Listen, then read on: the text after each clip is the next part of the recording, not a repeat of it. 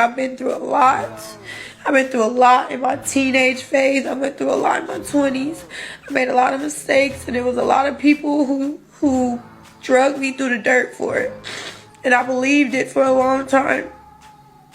I wasn't nice to myself because of what others said about me until I knew who I really was and whose I really was, which is yours, Lord. Now nobody can shake how I feel about myself. Nobody can change how I feel about myself. Nobody can change how I view. I was talking to this girl named India Love. There's always a girl involved. Yeah, and we was talking for like a couple years, you know what I'm saying? We was cool, you know? And we was cool for like 2-3 years, and Yachty called me one day. I posted a picture of her. We was on a TV show on BET called The Westbrooks or some shit. I don't know. I did a TV show for her. And I posted a picture from the TV show on my Instagram. Lil Yachty called me, and he was like, bro, you gotta take that picture down. That's my shorty. Woo-dee woo-woo.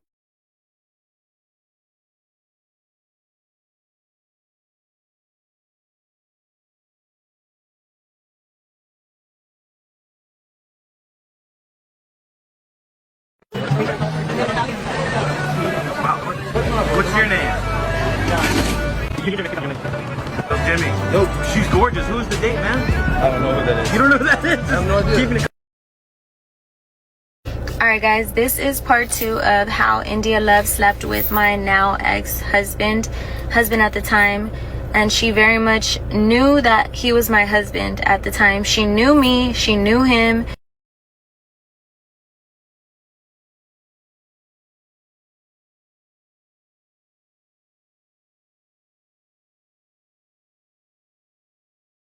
And since you gossiping and all that, tell them about that $4 I cashed after you so you could survive, you fucking one side of the story telling bitch.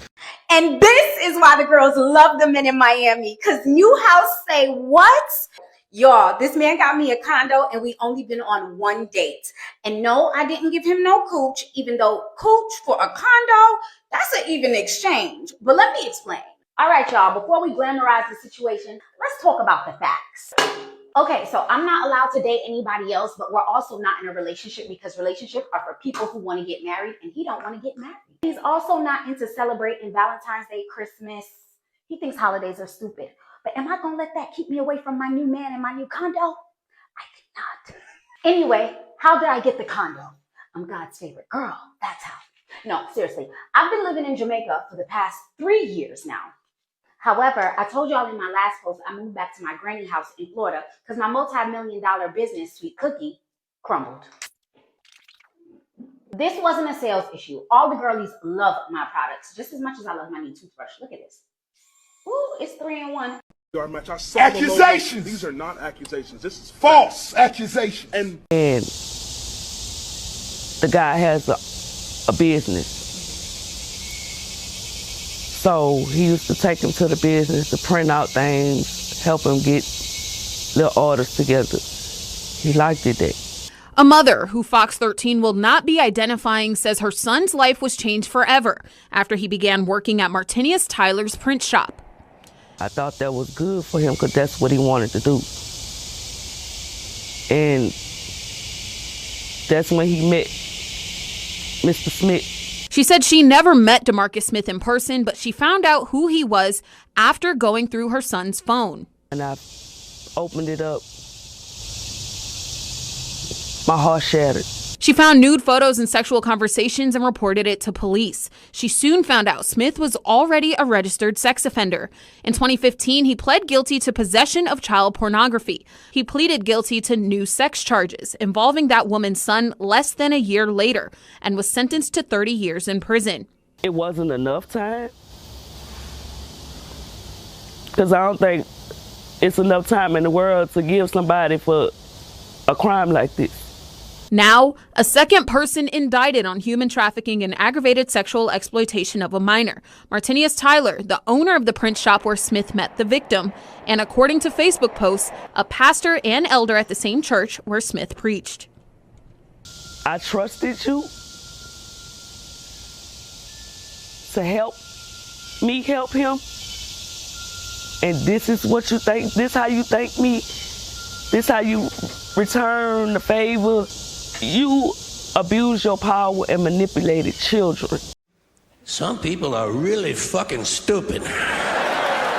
So, how did you get a man to pay your rent for years without having sex with him, but only like once, twice, or 3 times? Like, how did you do it? Finessing. I always like the older guys. I ain't gonna lie, especially the ones who don't work type shit. Like, I love when you just want me to feed you, walk around naked, throw my ass in your face, just little shit. I mean, I come with so many sob stories. You damn near gonna want to help me. And they could be made up sob stories. You just never know. I'm short on $200. Be like, I got it. Or I'll be like, oh shit, I think I'm finna get put out. How much you need? About $1,500. And he's like, okay, give me to next Friday. Hey, see how he be like, I'm cutting out because he told me wait till next Friday. I'm sitting around waiting till next Friday. I'm talking to you so long, all the way up leading up to next Friday. When next Friday come, I'm gonna be the first you give out that $1,500 to. I'm cold with this. I know you just gotta watch me talk. Just watch me work. We ain't paying for shit. Just watch me work. I'm selling coach. I'm selling coach. I'm selling coach. I'm selling. Okay. Do you like the type of work that you do, or? I enjoy it. I love it. You love it? Yeah. What part of the work do you like? Honestly, I meet new people. I get to explore different personalities of people. And of course, who doesn't love money? Yeah. Is the money good? Money's great. It's great. Yeah. Do you have a plan for the money in the future? Or? Honestly, right now, my focus is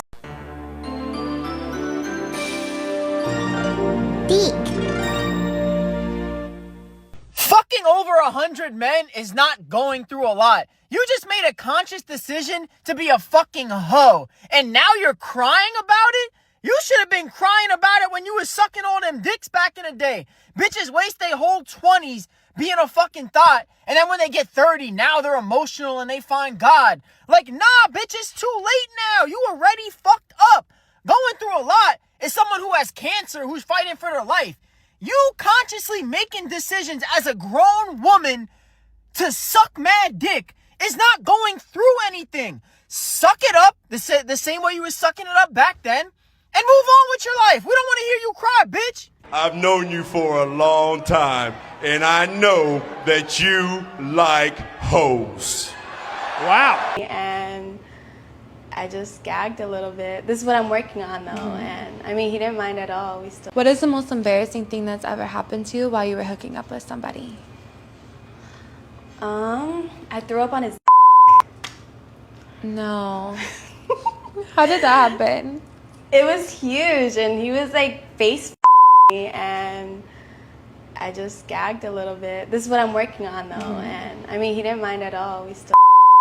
So many girls say that they've thrown up on a guy's guy didn't mind at all. Some of them even thought it was hot. Oh my God. See, yeah, guys are just little dogs. They don't care. Yeah, they don't. Dogs eat their own throw up, so. That's so funny. See, now that's what I'm talking about, Shabambu. Yeah, niggas trying to hide the good shit. You ever have like a good friend that like really confided in you or Yes. tried to get out of this? Yes. And what would their story be like? So one of my best friends, she's not here today. She was human trafficked by Naomi Campbell.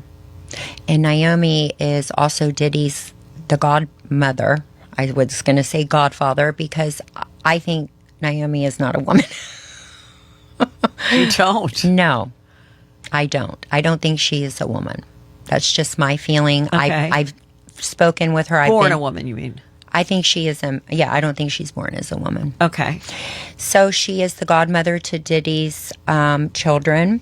My friend was an artist, and she was Like a painter? Yeah, painter, artist, and her father was big in the music industry, very well known. So she could have been a model, but she was 5'2". Right, and back then you really needed to be You had to tall. be 5'8" to start. So she started meeting with all these famous people, and they connected her with certain people. And then all of a sudden, she's at these parties, and I see she's doing drugs and getting out of control. And eventually, I had to start rescuing her from parties. And then a few of the times I had to rescue her from Naomi Campbell's apartment.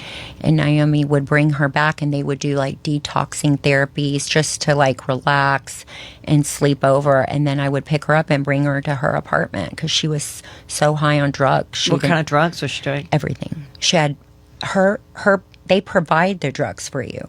So she would open her purse and it would just be everything, whatever you wanted. It was like a pharmacy. Who would open the purse? Oh, she would. Oh, she's like, what do you need, Babs? Do you need anything? I would say, I don't do anything. Oh, come on, just smoke a joint with me. I'm like, I'm not smoking anything.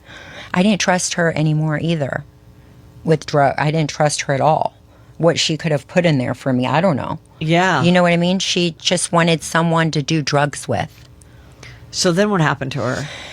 So she eventually started traveling to Europe. She was dating this CEO of a jean company that I don't want to name, and he was using her and abusing her and bringing her to parties, and she was getting gang raped by a lot of these older men, and she was stuck in Paris. I was working in London, and I had to go pick her up in Paris and bring her back to New York to get her out. She couldn't get out. And then when you brought her back to New York, what? So she had to go through a detox program, Right. but then she fell off because she met up with Naomi. Naomi knows a lot of these millionaire and billionaire guys, so she connects you to them. She will connect you. Oh, darling, you know, so-and-so has the hotel, the Fontainebleau in Miami. I'll easily connect you. So they connect you, and then that's it. That's how it starts. Oh, you think it's funny, bitch? This is pimping here. Not a big fan of government surveillance, but if you're going to get out of your bed and get in your car and drive to Figueroa to buy sex with a minor, then we're going to surveil you and we're going to hold you accountable. New surveillance cameras are boosting efforts to crack down on sex trafficking along the Figueroa corridor. Cameras are now being installed in known pickup locations. City leaders say those captured by the cameras will receive a letter in the mail along with a picture of their car and driver's license number. Traffickers and pimps, let me make it loud, clear, and crystally unequivocal that we will go after you, we will arrest you, we will prosecute you, and we will put you in state prison for as long as possible. DA Hochman is pushing for enhanced penalties up to 5 years in prison for people convicted of paying for sex. Some people are really fucking stupid. 80% of women are not marriage material. They're not. They're selfish. They're self-centered. They don't have just what I would consider that base core feminine skill, that feminine quality. Mm-hmm. They don't have that. They don't even trust their own intuition. Mm-hmm. They don't even have good intuition. Like I'm trying to teach a woman about intuition, like what mm-hmm. that is and how to know things. That is deeply a part of the feminine. You blame that? You think you blame that heavily on like the feminist ideology? Or for sure. Okay. Because remember, feminism wants a woman to separate her mind from her body. It wants her to separate fact from how you feel about things. So that they want you to say that how you feel and a biological fact, like they want to pull those things apart. Yeah. Wow. They want them to heavily rely on IVF and fertility treatments and surrogacy to have children when a woman can have a baby for free, like as long as she works with nature. Yo, look, man, Daishiki's pregnant. Oh, Dashiki was born pregnant. What else is new? What else is new? It's mine. Woo! Oh, man, are you sure?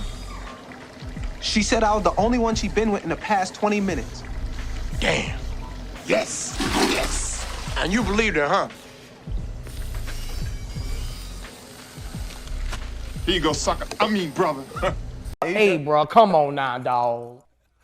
Come on, man. You mean my life as a prostitute? Yes, as a prostitute. Oh, well, you know, when I stayed in the Quentin, you know, I charge $60 a pop.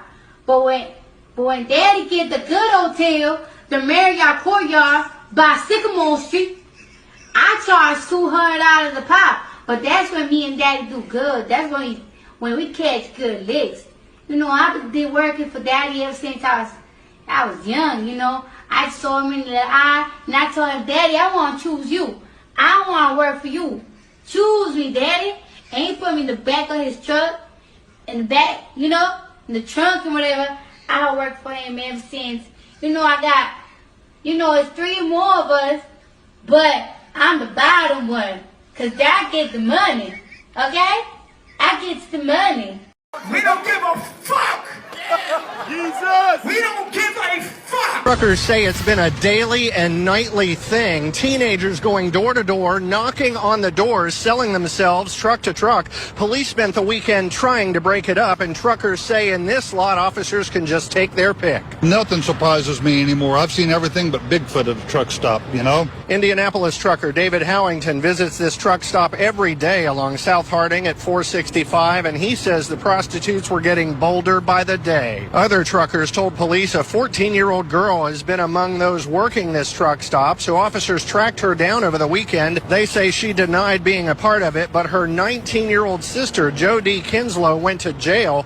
She's charged with trespassing, and police say she's been arrested for prostitution in the past. Even while our cameras were out here, we saw women that truckers identify as regular prostitutes going door to door, and police have called in CPS to investigate their family in hopes of keeping her 14-year-old younger sister from following in the older sister's footsteps in this illegal trade out here at the truck stops. Damn!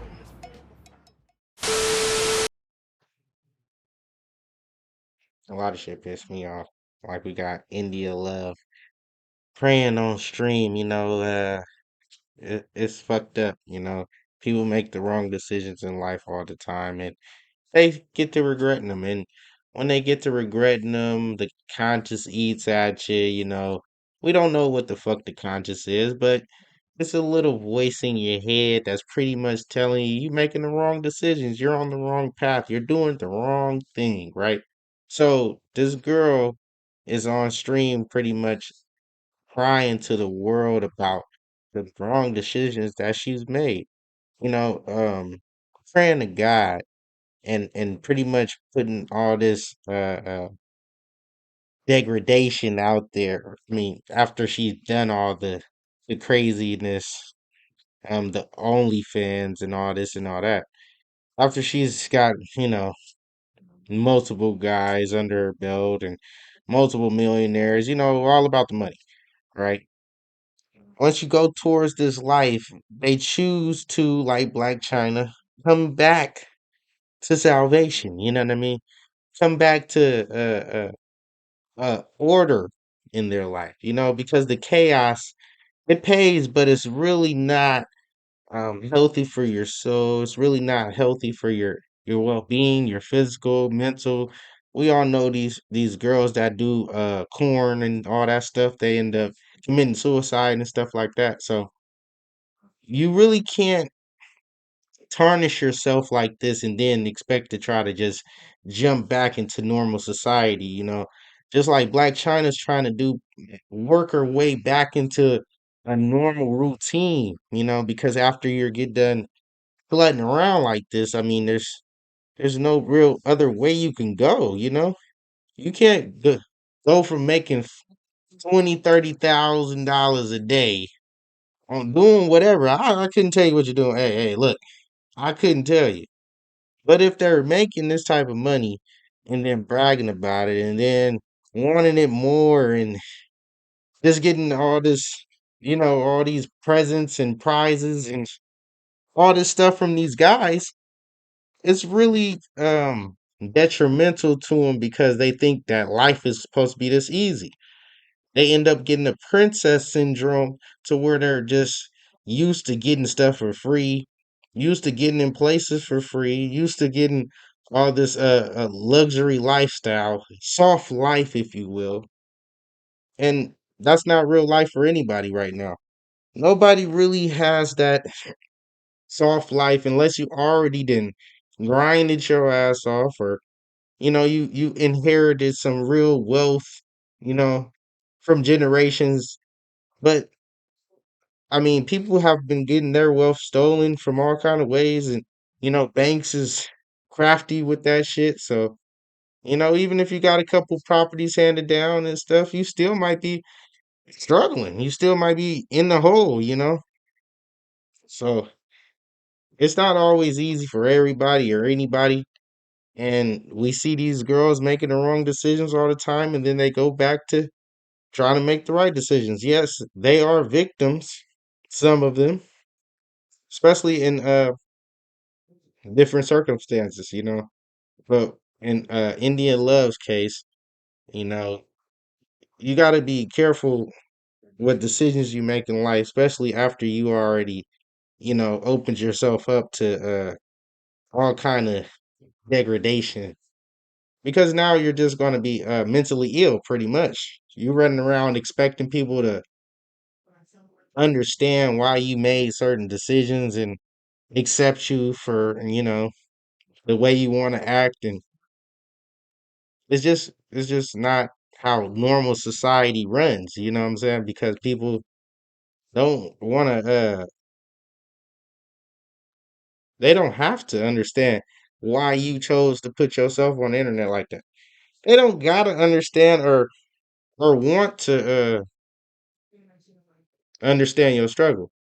They'll just be like, "Oh, okay, well, you're one of them," and it's just that simple. You know what I mean? We understand Cardi B was in the Bronx, she was homeless, this and that, blah blah. We all know the struggle story. But a lot of people didn't choose to take your path, you know, and they still clawed their way to the top. And like I said, more power to whoever, however they get out of poverty. But you gotta understand what you putting yourself through and what you exposing yourself to. You know, it is what it is, man. Silence up this way and have it like cops right.